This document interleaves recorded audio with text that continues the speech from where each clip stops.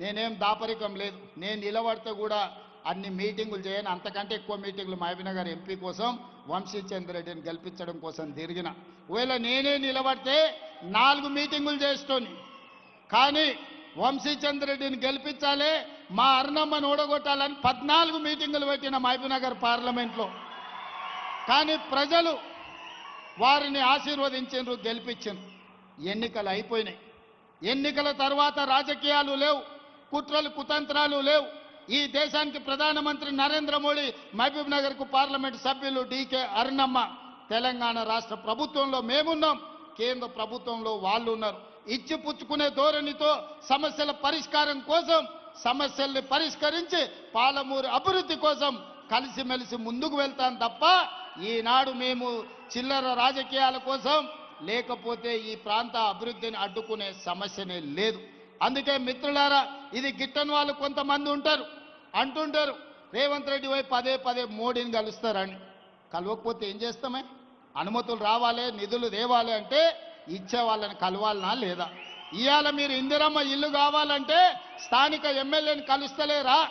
మీ వార్డులో పనుంటే వార్డు మెంబర్ను సర్పంచ్ను కలుస్తలేరా?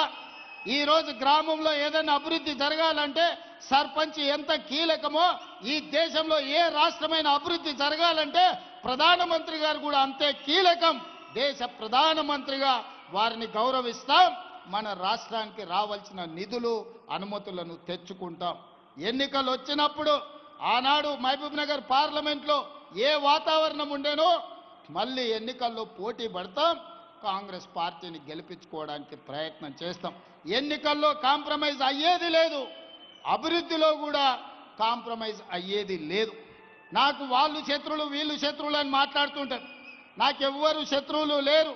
శత్రువు అనుకున్నోని 2023లో బండకేసి కొట్టినా, 2024లో పార్లమెంటులో గుండు సున్నా ఇప్పించిన, మల్కాజ్గిరిలో ఉన్న కంటోన్మెంట్ ఎమ్మెల్యే వాళ్ళ ఎమ్మెల్యే చనిపోయినా గెలిపించుకున్నా, నిన్నగాక మొన్న జూబ్లీ హిల్స్లో గెలిపించుకున్న సర్పంచ్ ఎన్నికల్లో 66%తో ఈరోజు గెలిచిన. ఆయన నడిమిరిగి ఫామ్ హౌజులు ఉంటే ఆయనను శత్రువు అని నేనెందుకు అనుకుంటా? ఆయన లేచి చక్కగా నిలబడ్డప్పుడు కదా నేను మాట్లాడేది. అందుకే నాకెవరు శత్రువులు లేరు. రాజకీయ ప్రత్యర్థులుంటే ఎన్నికల్లో ఓడించినాం, ప్రభుత్వాన్ని ఏర్పాటు చేసుకున్నాం. అందుకే నా శత్రువులు అక్షరాస్యత లేకపోవడం, నా శత్రువు పేదరికం, నా శత్రువులు ఎవరైనా ఉన్నారంటే మహిళలకు అన్యాయం చేసేవాళ్ళు నా శత్రువులు, విద్యార్థులకు నష్టం కలిగించేటోళ్ళు నా శత్రువులు, చదువుకోకుండా ఊరు మీద తిరిగే వాళ్ళు నా శత్రువులు, చదువుకోకుండా అడ్డు తగిలే వాళ్ళు నాకు శత్రువులు తప్ప పేదరికాన్ని నిర్మూలించడమే నా బాధ్యత. నా శత్రువైన పేదరికాన్ని తెలంగాణ సరిహద్దులు దాటే వరకు తరమాలన్నదే నా లక్ష్యం. మీరందరూ తోడు ఉండాలి, మీరు అండగా నిలబడాలి, మనకొచ్చిన అవకాశాన్ని అందిపుచ్చుకోవాలి. రాజకీయాలకు అతీతంగా ఈరోజు పాలమూరు జిల్లాను అభివృద్ధి చేసుకోవాలి. అభివృద్ధిలో మీరందరూ సహకరించాల్సిందిగా, మనందరం కలిసికట్టుగా పని చేయాల్సిందిగా మీ అందరిని కోరుకుంటున్నా. మీరందరు సిద్ధమేనా? మీరందరు సిద్ధమేనా? మీరందరు సిద్ధమేనా? మరి సిద్ధమైతే రాబోయే మున్సిపల్ ఎన్నికల్లో మంచోళ్ళని గెలిపించండి, మనోళ్ళని గెలిపించండి, మంత్రులతో కలిసి పనిచేసేటోళ్లను మున్సిపల్ ఎన్నికల్లో గెలిపించండి. మున్సిపల్ ఎన్నికల తర్వాత మళ్ళీ వస్తా, మిమ్మల్ని కలుస్తా, మళ్ళీ 100 కోట్ల నిధులు తెచ్చి పాలమూరు జిల్లాను అభివృద్ధి చేసే బాధ్యత నాది, మనందరిదని తెలియజేస్తూ మీ అందరి దగ్గర సెలవు తీసుకుంటున్నా. ధన్యవాదాలు మిత్రులారా. గౌరవనీయులైన ముఖ్యమంత్రి గారు మహా గర్జనగా మహబూబ్ నగర్ మహాసభలో విద్యార్జనే వారి మహా గర్జనగా వినిపించారు. ఇప్పుడు ఆనరబుల్ సీఎం కప్ ఆవిష్కరిస్తారు.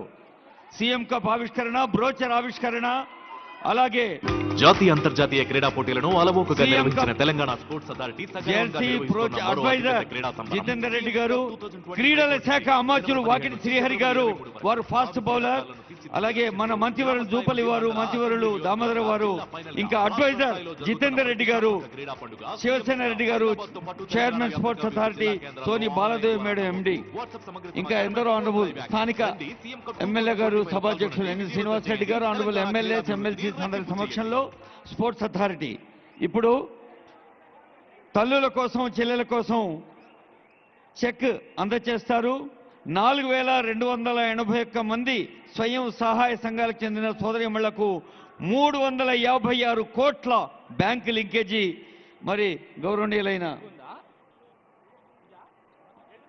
ఇదే తల్లు రావాలమ్మ త్వరగా. స్వాతి వందన జిల్లా అధ్యక్షురాలు మెప్మా మరియు డ్వాక్రా అక్కడే ఉన్నారు.